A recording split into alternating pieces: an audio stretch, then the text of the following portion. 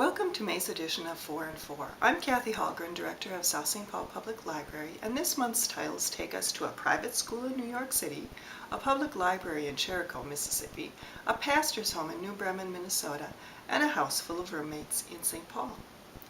Let's start out with the book that everyone's talking about, Reconstructing Amelia by Kimberly McCreight. It's been compared to last year's hit Defending Jacob, and there certainly are similarities, and it is a page-turner to be sure.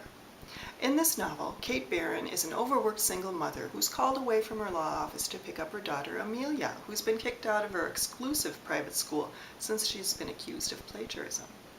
However, once Kate arrives at school, another situation awaits her. Amelia is dead after apparently having jumped off the roof of the building. The police are uncooperative at best, insisting that Amelia is a suicide, but Kate can't believe it and won't stand for it.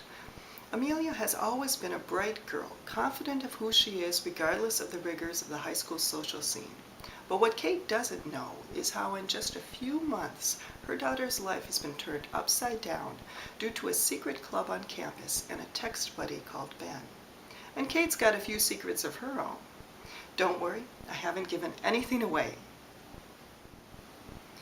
And now for something completely different, we have Ashton Lee's The Cherry Cola Book Club. Lee tackles a serious problem in a light-hearted manner. Maura Beth Mayhew is the director of the public library in small-town Jericho, Mississippi, and she's just been given the ultimatum to raise her circulation figures or the city will close the library in November. That gives her 5 months to turn things around. She decides to start the Cherry Cola Book Club, where members will discuss famous Southern classic novels, but those of us in book clubs know that so much more goes on at these discussions. What I liked about this book is the way the library is portrayed as a place of community, where recipes are shared, hopes and dreams revealed, and real change occurs.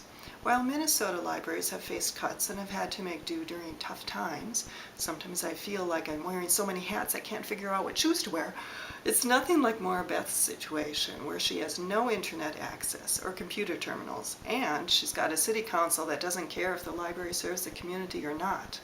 Maura Beth's story is a tale of humor, perseverance, and loyal friendships, rounded out with recipes in the back.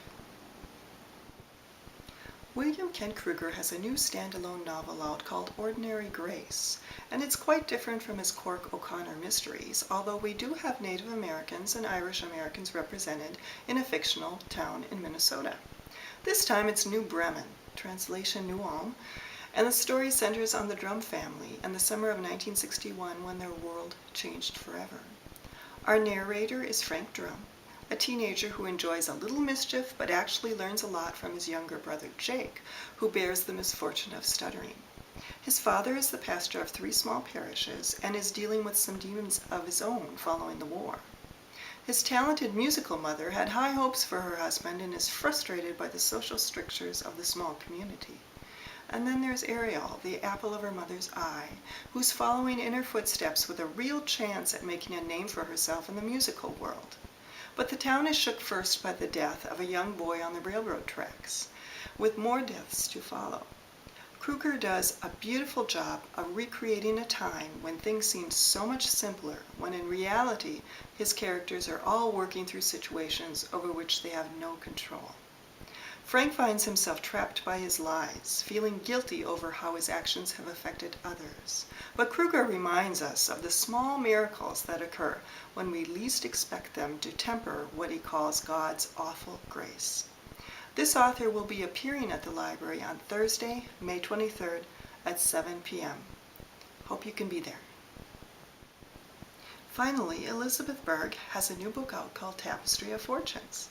In this novel, Cecilia is at a bit of a crossroads since her best friend Penny has just died.